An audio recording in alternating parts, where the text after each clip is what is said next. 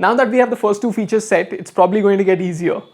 And let's see if that's the case. So the next feature that we are trying to tackle is setting your preferences. So setting your profile. One of the things that will happen is the user might send a create profile request. This is different from authenticating and creating an account.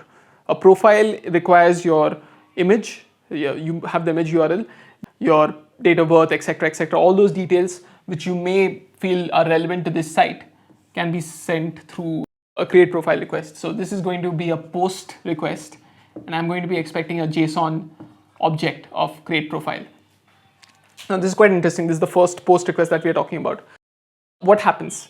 Well, you send this JSON object to the gateway. What it does is it creates an object, a programming object. So if you're using Java, you're converting JSON to a Java object.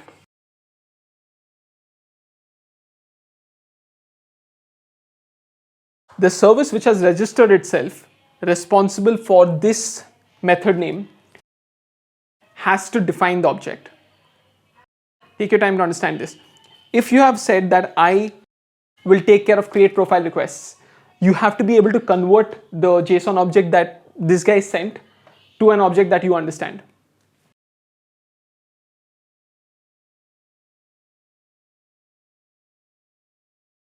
Ideally, we would like the gateway to have a contract from the service stating that whenever you need to call a method name belonging to my service, all you need to do is you need to read this contract, understand how to construct the objects from the JSON, and then send it to me across the wire.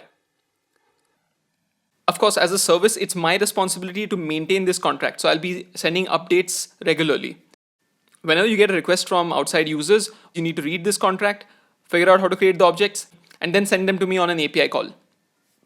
This way, the responsibility of defining and maintaining the contracts is still on the services side, while the gateway is trying to make it a little more performant and a little more valid. The requests can't be bad requests anymore, like outright bad requests. For a detailed understanding of how API contracts should be written, you can have a look at the YouTube video I made on this. But one quick point I'd like to make here is that as a service, when you're defining a contract, you don't want to offload all of your responsibilities onto your contract. For example, if you don't want users from country X to be sending emails to country Y, don't put that on the contract. That's a very specific rule which applies only to your service. If there's anything about object construction, like the date of birth should be of a particular format, those things can be offloaded to the gateway service. Once you look at it from this scenario, you realize that a lot of services might be talking to the service you just made. For example, the profile service. It might need something from your service. For that, it needs to make an API call. And what does it need over there? It needs your contract. So what we have just talked about, the contract, is not specific to just the gateway. This contract needs to be there on all internal services which need to talk to you. And where are they going to get it? You could send it to them and make sure that you're updating all the contracts on all internal services. But it's going to be very risky because every time a new service comes in, you need to figure out that this person needs your API and then you'll send the contract. So it doesn't even seem possible. But because when a new service comes in, they register themselves to some guy called the service registry, you can actually send this contract to the service registry. So whenever a person registers their service, all they need to do is they need to read your contract from the service registry, and then they are able to send messages to you. There's two main models by which the service registry can notify other services that there's a contract change. The first one is to push these changes where it says S1, S2, S3, let's say these are the services which are interested in you.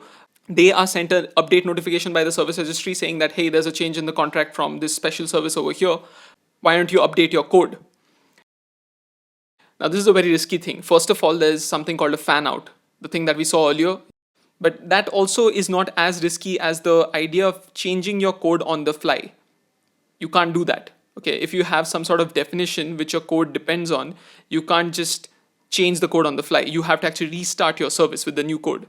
So this will require a restart of all the boxes. And you can't do this on production. I mean, if you do it, then it's going to be fun. But much better would be the services pulling the contract when they need it from the service registry. You're going to be either manually updating the developers, telling them that, hey, there's a change in the contract and you should probably use the new API, which is done in most organizations. or you can wait for the service to restart, where it will go to the service registry, register itself, and then basically it's running on new code. As previously, we had like to decouple these services. We don't want the service registry to take up a lot of responsibility, including maintaining these libraries or contracts from every service. So instead, we create something called a contract registry, which the services can then pull from. All these services, S1, S2, S3, might be running on different languages. So what you want to do ideally is to keep your contracts language independent. It's a good practice to use some sort of a framework like Thrift, which takes care of this. And the final key point here is that something that most engineers actually encounter in their lives is a breaking change. So you have your contract, you go there and you say the integer is no longer integer, it's a string. Now, as a computer, of course, it can't semantically tell what just happened. So it'll say that, oh no, I don't know how to convert this object. You wrote a parser for this object. The parser doesn't know what this int means anymore. So it just fails the code. It's very risky, and that's the reason why you shouldn't ever do breaking changes. Okay, this is also known as backward compatibility. A good contract will have backward compatibility, which means that if a person is making a call to this service with old code, which is still setting the field to an integer instead of a string, this new code will not break on your side. That's what you want to do. A good solution to this is versioning your contracts, basically versioning your client services. Whenever a person needs to send a message, they can choose the version of the contract that they're sending the message in. When you receive it, you can read this, figure out what is the meaning of this message, because if they read an older contract, maybe they're expecting some things to happen differently on your service. So it's good to version it. It's good for logging, of course, for documentation purposes. But the best thing is you can actually avoid breaking changes this way. Awesome. So our create profile request is well defined and it works. But there's one thing. I have talked about the images being URLs. Why is that? Well, you don't want to send the entire image in a request, in a single request. So what you want to do is you want to send the URL of the image which you have already uploaded to your service. Let's see how that works. In the client itself, when you're accessing your app, you say upload or add attachment. So the client finds a location in Google Drive. This is the Drive service, let's say. The client first says upload with the user's ID and password and so on. Gateway says, okay, you need to upload some data. Here's a URL, and I will be streaming your data and then adding to this space. And you're going to break into two processes, which you must have seen. I mean, if you have uploaded any attachments to any email, first the upload happens and then the email is sent. Or the email is sent and the upload is happening in parallel.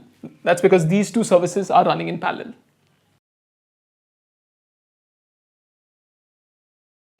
There's two other things the user preference store stores. Basically, you have the user ID to a layout mapping. And I had prefer this to be JSON. So you can use a NoSQL database for this. This JSON is going to be containing the kind of layout that you want. So do you want 4 tabs? Do you want 3 tabs? Do you want 6 tabs? Yeah, that happens in Gmail. That information can be picked up and persisted as a JSON object in this database of user ID to layout mapping. And it's quite simple because what you do is you take this layout and you send it to the client every time a person logs in. When they want to see their emails, you send them the layout also so that the client knows how to map this user's preferences. And similarly, although it's a lot more important, is the email preference. Email preferences might be something like if the subject line contains the word work, send it to the work folder. If the subject line contains XYZ, consider it to be spam. So I'm going to be taking for every user, which is user ID, to email preference as a single mapping of ID to JSON.